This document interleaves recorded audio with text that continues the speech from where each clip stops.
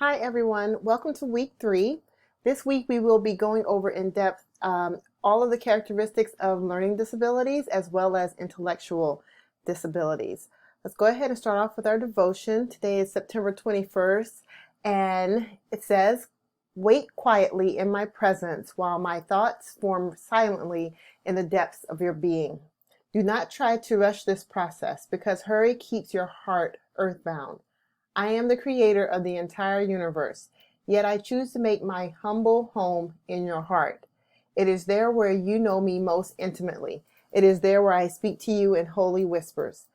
Ask my spirit to quiet your mind so that you can hear my still small voice within you. I am speaking to you continually words of life, peace, love. Tune your heart to receive these messages of abundant blessing. Lay your requests before me and wait in expectation." And this comes from 1 Kings 19:12 and Psalm 5 and 3. It ends with, "Tune yourself to my words of life, peace, and love. Which ones are penetrating your heart right now? Let me soothe your spirit." And this comes from Sarah Young's devotional, Jesus Calling. And I encourage everyone to pick it up if you haven't had an opportunity to do so. As I've already said, this is the beginning of week 3. We are almost to the midway point. I usually start talking a lot about being at the halfway point through week 4, but really this is by the end of this week will be your midpoint for this course. By now you should have an outline for your research paper and your manual, which is due in week 7. And I encourage you to start looking at the weeks ahead so that you can know when your research paper draft is due, and then which is week 4, and then in week 5 the actual research paper will be due as well. So please be sure you are working on your research problem. It does need to be a question. It does not have to be related to your disability topic that you're focusing on for your parent family resource manual. However, I am going to want to know everyone's research problem prior to your research paper submission during week 5. Here's a short video. I like to use the kids' perspective as much as possible when it comes to not only understanding disabilities in the K through 12 environment, but also just because they're kids and they're the ones experiencing it. And us as educators, as child care providers, we're looking at it obviously from an adult perspective, but sometimes we can get bogged down with our own training, our own education, our own experience that we forget to get input from the kids.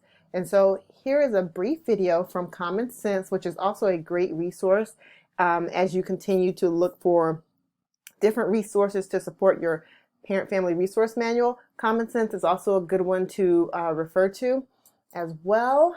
And here we go.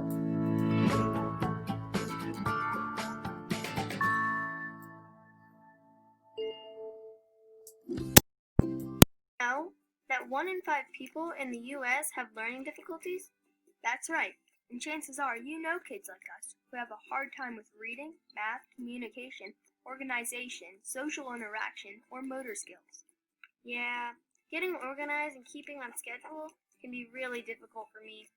For me, doing math in my head and estimation is a big challenge. The good news is that today there are lots of apps, websites, games, and devices that help kids like us read, practice, and play at our own pace and comfort level. Finding the right product isn't hard. Here are some simple tips to help you pick. First, match the device to the kid. Make sure the device you pick lets you adjust the settings to better meet our learning challenges.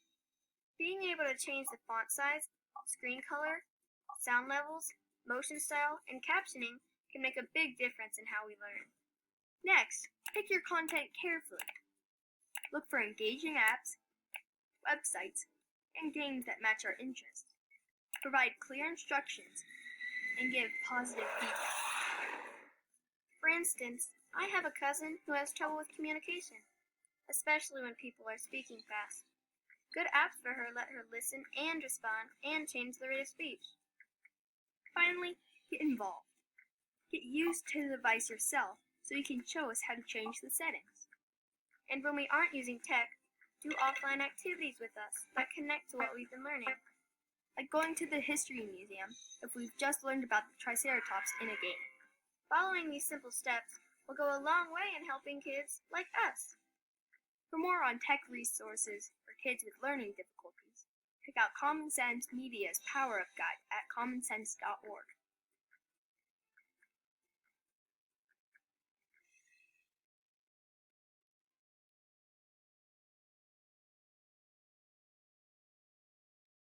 So this week, like I said, we will be talking more about learning and intellectual disabilities, as well as it's going to be really important that everyone watch the Educating Peter video that's located here prior to class because we will be discussing it.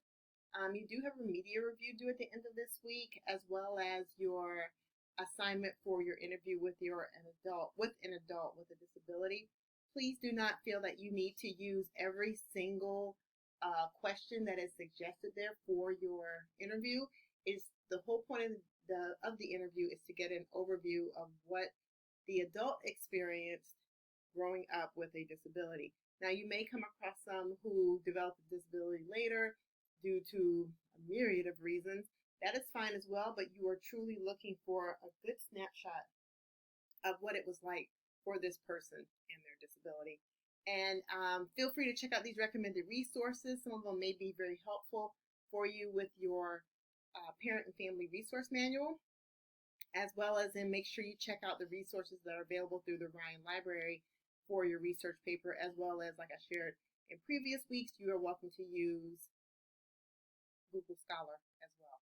I look forward to seeing everyone Wednesday at 6:30 in our Zoom class. And don't forget, I do have office hours on Tuesdays beginning at 6:30 p.m.